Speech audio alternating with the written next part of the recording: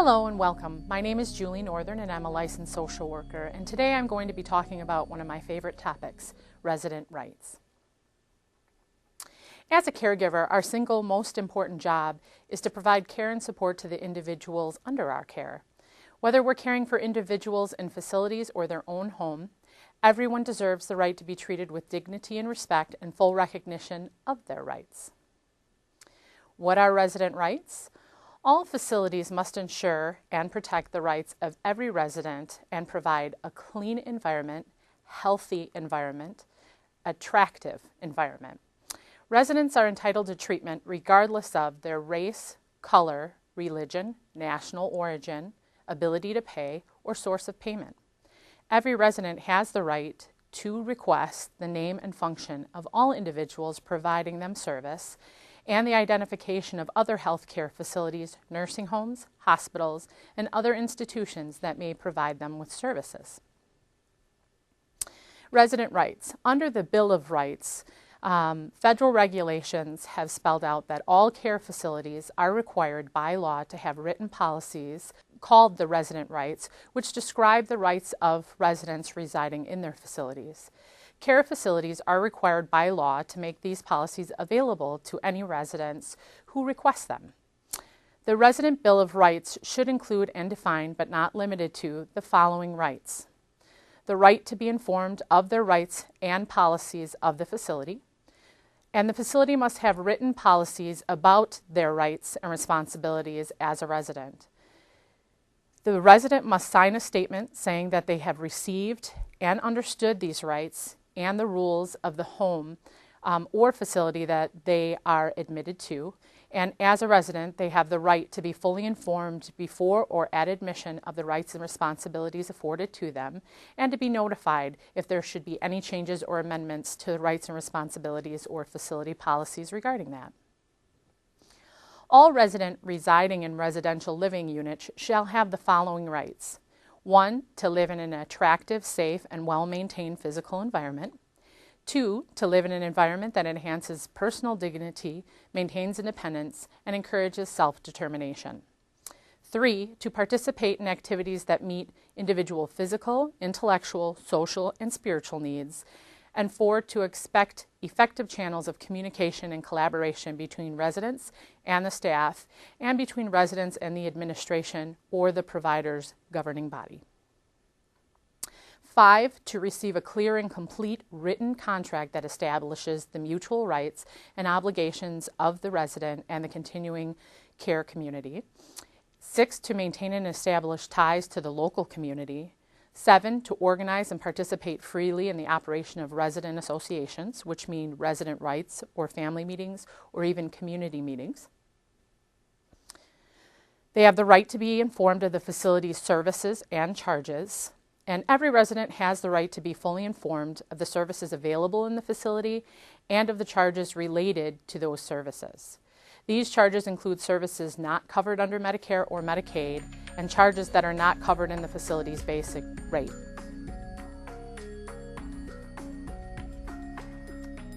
I have a question. I am a caregiver and I have a resident, and I had a neighbor of them come and ask me questions about their care. And I wasn't sure if I could answer those questions. Can you advise me on that? That's a good question. A lot of times families, neighbors may see a caregiver out in the community, and they know the residents at your facility, and they may come up to you and say, well, how's George doing? I hear he's at your facility. Is he doing okay? How's his health?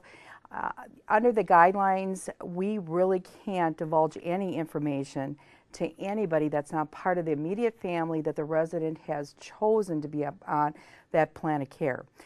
So if it's the healthcare power of attorney, they have rights to that information. If the resident has chose a friend or a family member to be part of that plan of care, they'll be listed on the resident's chart. But anybody else that isn't part of that plan of care, we cannot divulge protective health information to. So the better and the more appropriate answer would be that you're really not allowed, you're not at liberty to give that information, and you leave it at that. If they persist, then definitely take that back to your supervisor at your job and talk to them, and they can take it potentially a little further. But no, you're not allowed to give that information. I had a situation where I was at work, I'm a caregiver, and someone called in from out of town. They stated they were a family member of one of my residents, and I wasn't sure if I can give them some personal medical information. What should I do in a situation like that? Okay. It's similar to the question number one that we just had regarding protective health information. Sometimes a resident may have a daughter out of state that calls and wants information, but maybe they don't want that daughter to have the information. So it goes right back to the first answer of the first question. We do not divulge any protective health information except for the people that that resident has designated. And it's to the point that even if they have a spouse and there's certain items they don't want that spouse to know, we cannot divulge that unless they've given agreement to that ahead of time. Upon admission to a facility, each individual should be provided with a list of their resident rights. This document should be reviewed and signed by the individual, acknowledging the resident rights have been reviewed with them and acknowledging that they understand them as well. Residents have the right to be fully informed at all times. All individuals have the right to be fully informed. This includes availability of services and charges for services within facilities, facility rules and regulations, including a written copy of the resident rights, as we'd mentioned before, an address and telephone number of the state ombudsman and the state survey agency, state survey reports and nursing home or facility plan of corrections, advance plans of change in rooms or roommates, assistance if they have sensory impairments, and they have the right to receive information in a language that they understand. A resident has a right to complain. They have a right to present grievances to staff or any other person without fear of reprisal or fear of retaliation, and with prompt efforts by the facility to resolve those grievances. They have a right to complain to the ombudsman, and they also have a right to file the complaint with the state survey certification agency. Every resident has a right to participate in their own care. They have the right to receive adequate and appropriate care, be informed of all the changes in their medical conditions, if any, to participate in their own assessment, care planning, treatment, and discharge, to refuse medication and treatment, to refuse chemical or physical restraints, to review their own medical record, or to be free from charge for services covered under Medicare or Medicaid. Every resident has a right to privacy and confidentiality. They have the right to private and unrestricted communication with person or persons of their choice. They have a right to privacy and confidentiality during treatment and care of their own personal needs. And they have the right to privacy and confidentiality regarding medical, personal, and financial affairs. I have a dementia patient that's on my unit, and the daughter comes in on a regular basis. And today she requested that I give his medication to him in ice cream. And she wanted me to give it to him even though he wasn't taking it. Is that right to do? That's a common question that comes up with caregivers. Sometimes you may have a patient that is a dementia patient, Alzheimer's patient, that can no longer make their needs known, and they have an activated power of attorney that is now making their health care needs known. So the daughter may come in and say, I want dad or I want mom to have that medication. It's okay to put it in the ice cream or the coffee, just conceal it in the food, and because mom needs that anti-anxiety medication. If she doesn't get it, we're going to have problems with her behaviors. It is actually a regulation that we cannot conceal medication if a resident doesn't want it, even if they're not their own person. So if a dementia patient is refusing the medication, they are not wanting to take the medication, you go to give them that medication and they're just not allowing you to do it, that resident has the right to refuse. It goes back to resident rights. The only way that a resident has a right not to refuse is if it's a court order, that a judge has actually said that resident has to take that medication for their well-being.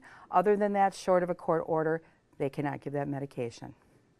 I have a resident who's alert and oriented, and he loves to pay his bills, and he enjoys paying his bills. But there's some times where he's kind of forgetful and he forgets. But the daughter is adamant that she takes over paying all these bills for him. What rights does he have? Well, if the resident is still deemed competent and they're their own person and they enjoy paying their bills and that's part of what they've done all their life, and they have not been deemed incapacitated and they're still able to do that, it is their right to still continue to pay their bills. A family member might be very vocal. They may be animate about wanting to do this because they feel that their parent maybe has some memory issues. There's some things going on that they feel they'd be the better judge of doing their finances, and that may be. Then what I would suggest is that you get the facility, the family together with a patient, have a family meeting, discuss this. If the patient is still not wanting that family member to pay their bills, then at that point you might even want to involve the doctor. Maybe the resident is having memory issues. Maybe they need to have an assessment done to see if they are capable to do that. But until that resident has been deemed incapacitated to be able to do that, they still have the right to be part of that plan of care, whether it has to do with their cares or their finances.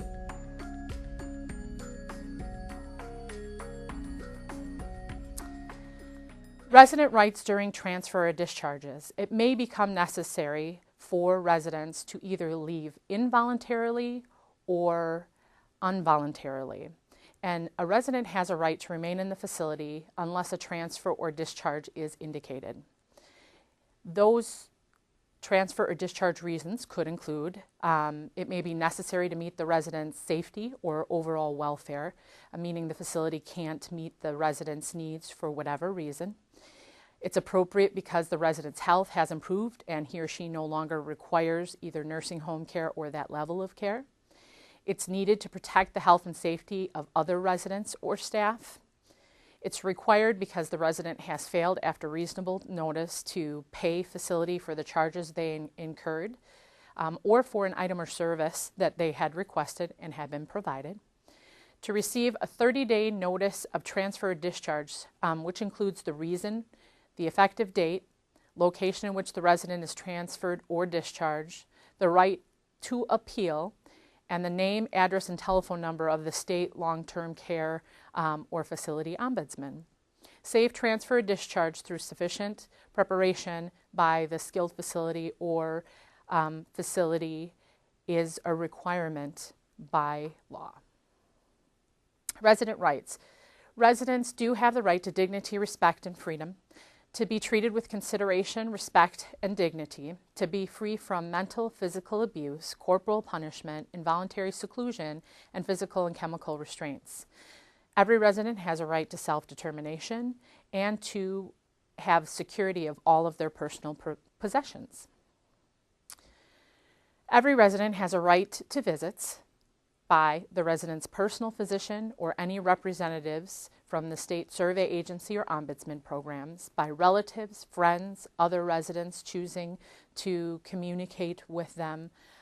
They have the right to attend organizations and meet with individuals that are providing health, social, legal, or other services.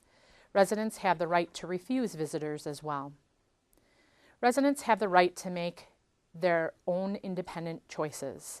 They have the right to make personal decisions, such as what to wear and how to spend their free time, to have reasonable accommodation of their needs and preferences met, to choose a physician, to participate in community activities both inside and outside the facility, to organize and participate a resident council, and to manage their own financial affairs. I have a resident who is on my dementia unit, and this resident is always going into other patients' rooms. And I have a caregiver who typically redirects this patient, but this time she actually redirected the patient and locked the door and actually locked him in his room. What should I do about that? What is his rights? That's a concern. The resident does have rights, and they have to be free of any restraint. That could be a physical restraint, it could be a chemical restraint. A resident at no time can be put in a room and a door locked. That would be against their rights as a person. If you have a patient that you're worried about going in other residents' rooms, I would care plan that in a different way. At times, facilities have gone and put doorbells on doors so that if the resident is trying to get in another resident room, it's going to alert the staff that that resident is entering that room again. But in no way can a resident be locked and secluded in their room. That definitely is a resident right issue. I have a resident who was actually in the dining room, and he got really loud and obnoxious and just very inappropriate language. And I had a caregiver who actually took the patient and had him eat in his room. Is that right? No, it actually isn't. It goes back to that resident right issue where we cannot seclude a resident in their room. Now, if you have a resident that's eating in the dining room or is in a common area and they're getting inappropriate and they're infringing on the other residents' rights, and the other residents have rights also to be in an environment where they feel safe. You can talk to that resident. You can try to distract the resident. You may want to go in their room. You might want to divert them and take them into their room, you know, talk to them about their past life, maybe read a book with them, do something a little different to divert the situation. But a caregiver can't just take that resident into their room and seclude them there and punish them. It really does look like punishment to that resident, and definitely that would be a resident right issue. I have a patient that's on the dementia unit, and they typically have severe sundowning around early evening. And I had a caregiver who actually gave some anxiety medication to this patient before it really was needed. And I found that she was giving it to him every single day prior to the sundowning. Is that correct? Is that the right thing to do? Very good question. At times, caregivers will try to anticipate the need of a patient, and they may want to medicate that patient thinking they're doing the right thing. So if you have a resident that you know at every day at 5 p.m. they go into a sundowners where they're getting very agitated, they're maybe yelling out, they're not happy, they're not in a good place, and the caregiver says, you know what, I'm just going to give George's medication every day at 5 o'clock because I know by 6 the resident's going to start having a lot of anxiety with the sundowners. That's not right. A better way to care plan that would be get the doctor involved, get the nurse involved on the unit. Maybe they can do some diverting types of activity and divert the resident in a different way. Maybe the patient does need a medication that's scheduled. Maybe the current doses of medications aren't correct, and that needs to be looked at.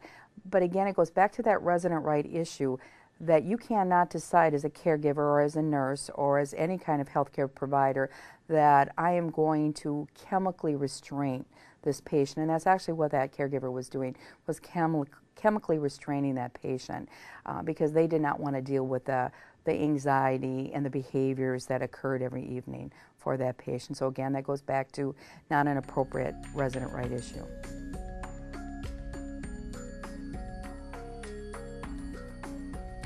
How can care providers support resident rights and dignity? Ask the residents about their wishes and encourage choice and listen to what the resident is trying to tell you. It's very important as a caregiver that we listen and provide encouragement rather than resisting the temptation to make decisions based solely on what you feel is best for the resident. Keep your personal thoughts out of it. And make sure that if you are having difficulty that you document and collaborate with the persons that are indicated to help facilitate the resident's plan of care.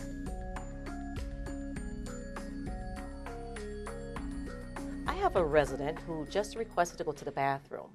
The caregiver had just taken this resident to the bathroom about half an hour ago, and this resident requested to go again, and the caregiver refused to take the resident to the bathroom. Is that correct? Is that the right thing to do? The caregiver probably felt that they'd just taken the resident to the restroom and probably didn't need this. They felt the resident didn't need to go. But again, that's a resident right issue. You know, if a state surveyor would walk in that building at that point, probably would be a state citation. Because if a resident is requesting something on their plan of care, be it if they wanted a shower, they needed to go to the restroom, maybe they needed a snack, a drink of water. We do have to provide those needs to the residents. Even though we may want to put them on a certain schedule, it's the needs of the resident. So if the resident would need to use that bathroom, it is the right of the resident and it's the obligation of the caregiver to meet those needs and to take that resident to the bathroom, even if it is a short period of time.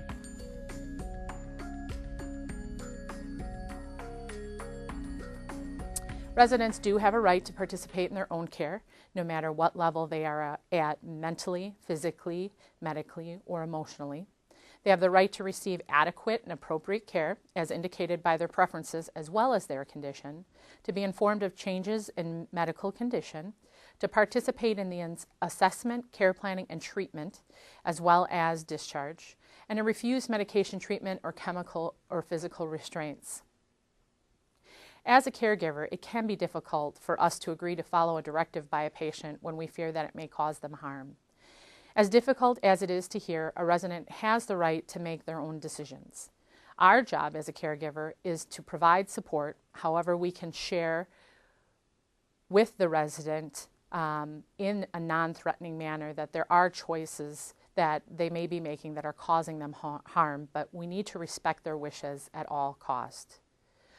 Our job is to promote the resident's safety. Our responsibility is to work with the resident to come up with an agreeable plan of care that both meets the resident's expectations and promotes their safety. It may become necessary to enlist the support of your manager, responsible party if indicated, or other caregivers in the physician in cases where residents may be at risk for causing harm to themselves or others. The most important step to learn on how to approach a resident you're caring for. If you're approaching a resident in their room, the first thing you always need to do is knock on the door. One of the steps we forget is to wait for the resident to answer. Then introduce yourself and ask permission to enter the room, and do not do so until that resident gives you permission. And then meet with the resident as indicated to explain the purpose of your visit. Always attempt to involve the resident in the dialogue you are having with them during the visit and wait for their responses. As busy as you are as a caregiver, take time to meet with the resident at their level and watch your approach with body language. Do not share your business or daily duties with the resident you are caring for.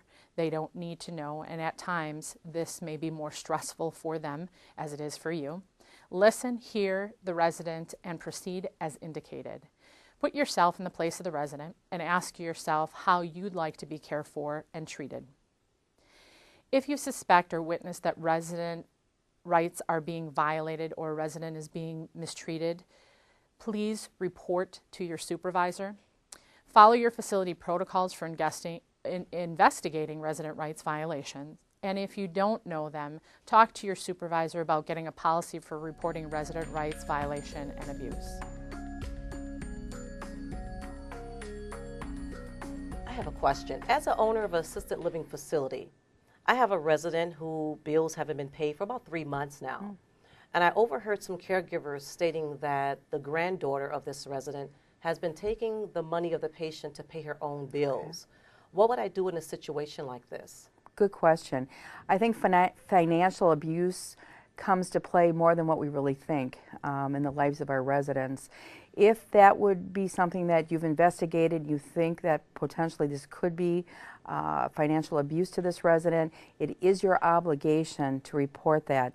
So I would start with your local social service department. If this resident already may potentially has a social worker involved, contact them first. They know the appropriate steps to take, but you definitely would have to contact the social services in your county, and you'd have to report that because you would be obligated to do that. Then they would investigate if this would be financial abuse.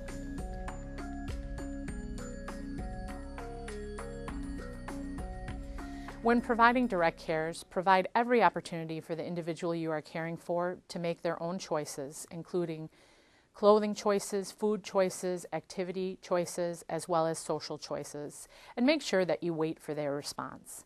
Do not take shortcuts because you are pressed for time.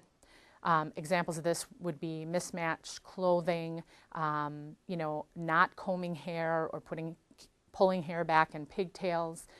You want to dress your residents age appropriately, as well as give them an opportunity to make decisions regarding their choices.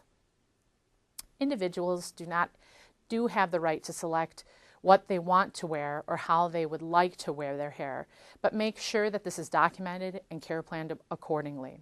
If clothing is ill-fitting, work with the resident or responsible party to promote replacement and, in essence, their overall dignity. Approach is very important when discussing resident rights. Your body language, your speech, and how you carry yourself as a caregiver can be perceived by the resident differently than you are intending.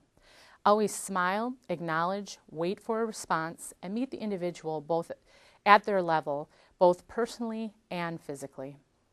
Be aware of any significant changes in the individual's needs or status, and don't assume that if the resident has demonstrated they were capable of completing a task before, that because they cannot do it at the present time, that they're choosing not to do it.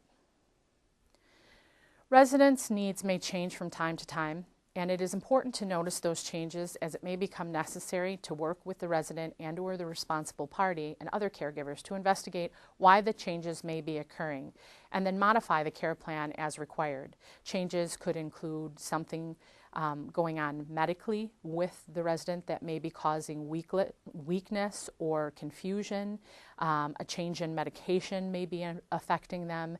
Maybe it's something as simple as a common cold or an infection. The resident should be involved in the plan of care unless they are not capable of making their decisions and they've been deemed incapacitated. Even here, they should still be provided the opportunity to make simple decision-making opportunities.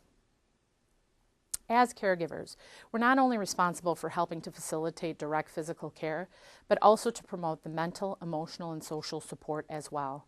That being said, our approach should be based on the individual and not based on what the caregiver feels is appropriate. It's important to meet individuals we care for where they're at physically, mentally, emotionally, socially, and provide them with an opportunity to choose whether or not they want to participate. Respect their choice, and while you continue to offer, don't force participation if the resident does not care to participate. Be careful where you're sharing patient or resident information. Be cautious of who is around you and what information you're sharing with and with who you're sharing. Sharing information with a resident, other caregivers, managers, physicians, and responsible parties are sometimes necessary to promote the resident's plan of care. Be sure you are in a private area and you're sharing only information necessary to promote the resident's plan of care. Although it may be tempting at times as a caregiver to offer other information regarding a personal issue or a resident issue that maybe you thought was funny, please keep it to a minimum and share only information that's necessary to promote that resident's plan of care. Be respectful of the individual you're caring for and meet them where they're at. Sometimes residents experience a lot of grief regarding their individual situation, so don't assume that you are the expert, and remember that everyone is different and they have their own unique experiences and life stories. Most facilities do ask for a social history when residents move into their campus. I find that this is a very important tool, especially for caregivers, because as a caregiver, you have a responsibility to get to know the resident you're caring for. Most often this can be facilitated by basic interaction with the resident, but sometimes it's helpful to read the social history to supplement your ability to maybe meet the resident where they're at and promote the right approaches. Remember, you're caring for individuals in their home. Be respectful of their dignity, privacy, rights, and responsibilities. They are allowed to access services, the cost of those services, communication, collaboration, access to their medical record, and to maintain their financial information and personal effects. There are times in our efforts to promote support to our residents as caregivers that we're agreeable to shopping for residents, helping them to order items from their credit card, and taking money to retrieve items for them. As a caregiver, we should never promote this. Even with your best intentions, it does put you at risk for being accused of taking money and having access to their financial information. Your role in maintaining resident rights is to provide the care as indicated by the resident's plan of care. If you have questions or concerns regarding a resident or feel that their rights are in question, do not be afraid to discuss with the resident and/or your manager, if need be, to promote the best possible outcome as it may be indicated.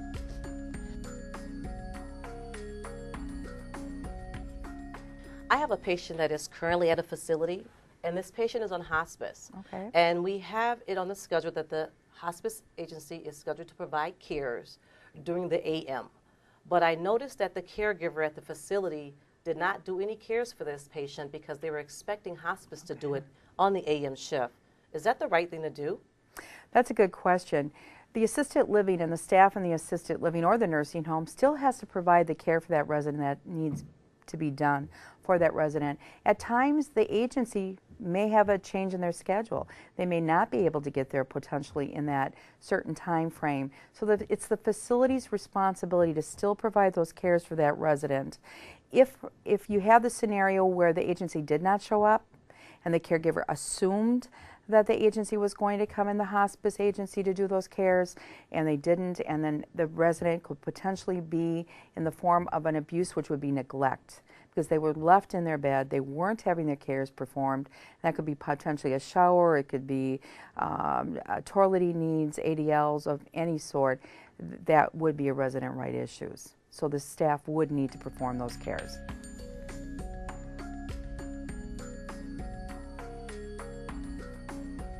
Understand what resident rights are and know what your responsibilities are as a caregiver. Be advised of your facility protocols for reporting resident rights violations.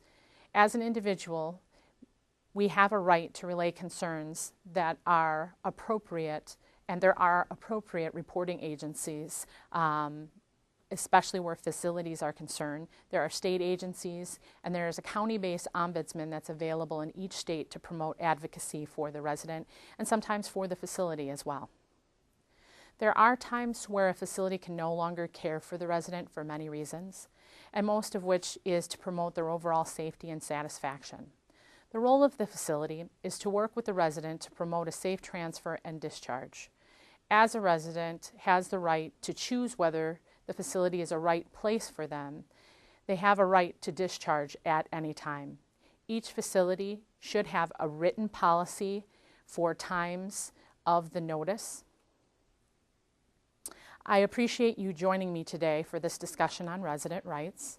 We understand that resident rights can sometimes conflict with what we understand of caregiving.